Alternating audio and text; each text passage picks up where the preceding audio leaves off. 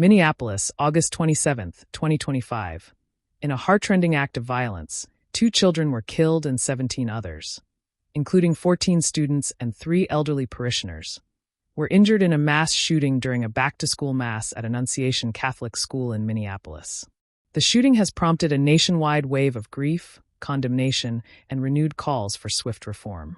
The victims, aged 8 and 10, were seated in the church pews when gunfire erupted through the stained glass windows shortly after the service began.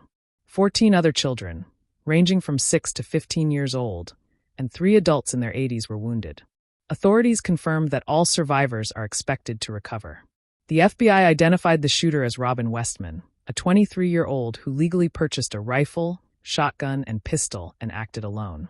Formerly known as Robert Westman, she had no prior criminal record and reportedly attended Annunciation for elementary school. Westman died by suicide at the scene. Authorities are investigating the attack as both a domestic terrorism incident and a hate crime targeting Catholics, citing a manifesto and troubling online content believed to have been uploaded prior to the attack. In the midst of chaos, acts of bravery emerged.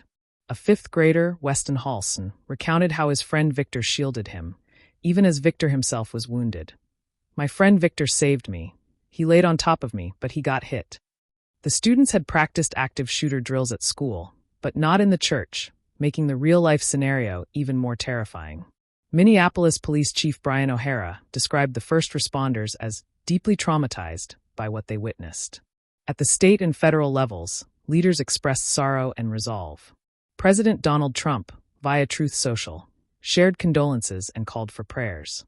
Minneapolis Mayor Jacob Frey rejected thoughts and prayers as inadequate, noting, "These kids were literally praying." Minnesota Governor Tim Walz and Senator Amy Klobuchar issued statements of grief and solidarity. The Catholic Church and international religious leaders also responded. Pope Leo XIV expressed profound sadness, offering prayers and spiritual solidarity. Archbishop Pietro Parolin conveyed condolences to families and the wider community. Locally, Bishop Kevin Kenny provided comfort at the hospital.